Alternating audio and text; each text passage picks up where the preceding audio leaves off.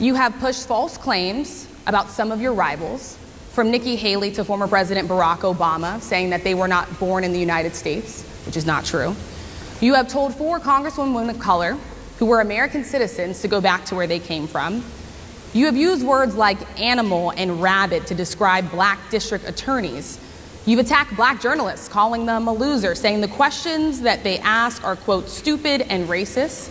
You've had dinner with a white supremacist at your Mar-a-Lago resort. So my question, sir, now that you are asking black supporters to vote for you, why should black voters trust you after you have used language like that? Well, first of all, I don't think I've ever been asked a question in such a horrible manner. First question. You don't even say, hello, how are you? Are you with ABC? Because I think they're a fake news network, a terrible network. And I think it's disgraceful. At the NABJ, former President Donald Trump embarrassed himself to the masses. Donald Trump was in Chicago today. I don't know if you guys know this. He was at the National Association of Black Journalists convention, and it went so much better than you could have imagined. It was so good. I don't know if you watched it. He's on this anti-Kamala, whatever you want to call her. Okay, how do Indian people say it? How do we want to say it? Kamala Ben? I'm saying Kamala Ben. Kamala Ben Harris. As representatives of the black community, how are y'all saying it? Kamala. Okay, that's fair. That's some happy medium. Kamala and Kamala Ben, whatever. You said verbatim. All of a sudden, she's black.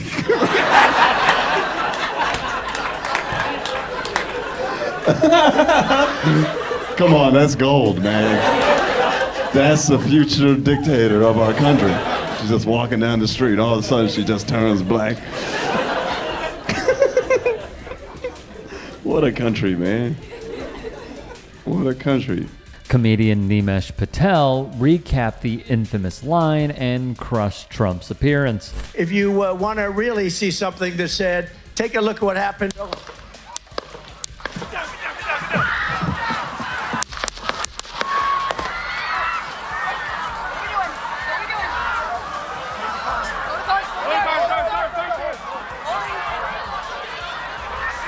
It feels a distant memory, but in the wake of the events at a campaign stop, 20 minutes before it happened, I was in the green room just looking at porn, and you gotta get pumped. And it's breaking news: President Trump got shot at, and I really thought I'd be a better person by now, because my first thought was he missed. I've since revised that statement because I know that had he actually been killed, then we would not be here. There would be war. And I'm not ready for that.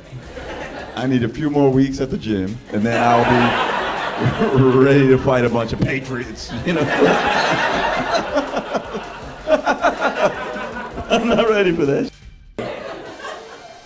Thank God he missed, man. Thank God. Patel finally came to his senses. There are a few comments that are out there that I have to ask you about. In 2021, JD said, "We are effectively run by a bunch of childless cat ladies taking aim at government leaders who don't have children." What was your reaction?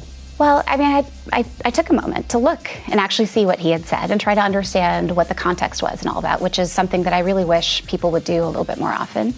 And the reality is, he made a quip in service of making a point that he wanted to make that was substantive, and it had actual meaning.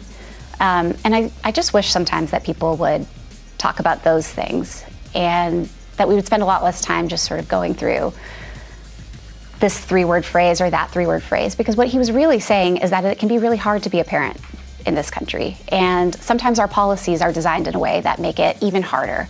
And we should be asking ourselves, why is that true?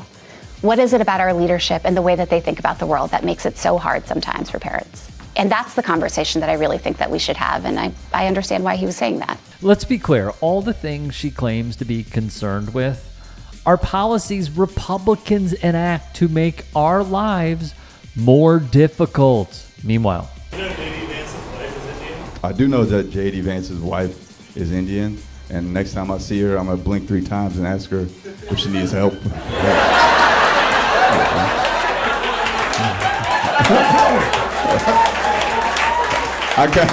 I can't wait to hear Trump pronounce her name. Usha, like the singer.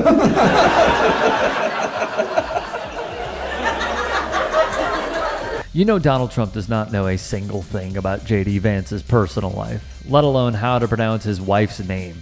The court did not rule on Donald Trump's wild, desperate bid for total immunity for the crimes he committed while in office, a case that is very clearly the most pressing in terms of immediate deadlines, not to mention stakes for American democracy.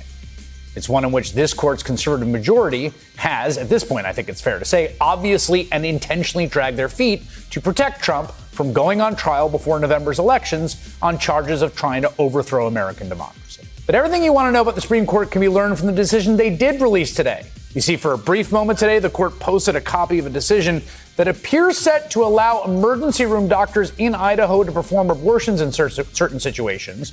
They quickly took it down, and we're going to have more on that later. But the first decision, the one they actually meant to actually put up, and they read, the one they released on purpose, well, how can I put this? It effectively legalized blatant public corruption. Again. Case was called Snyder v. United States. This is only one of many irrational, illogical decisions by the Supreme Court of the United States. Can Americans trust that their Supreme Court is not corrupt?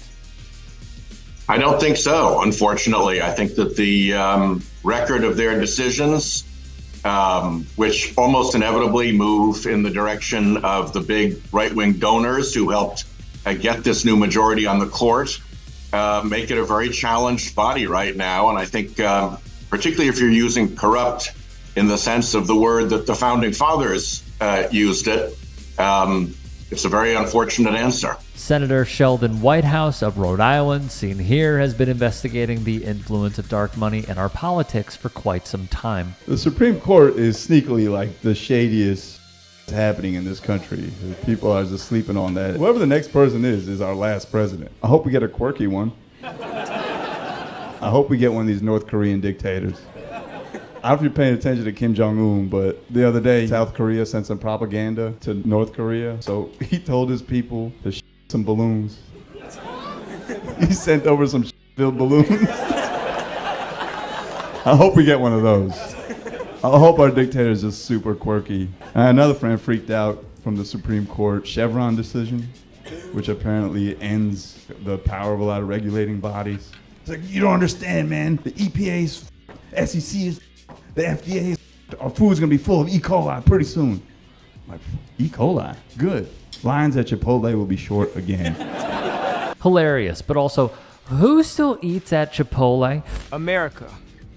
What is America's destiny? Where you from? Astoria. Astoria, Queens. Beautiful. Who you got in the election? 2020. It's coming up. Biden? Oh, Kanye. Oh, I hope you don't vote. Please get arrested so your rights get taken away.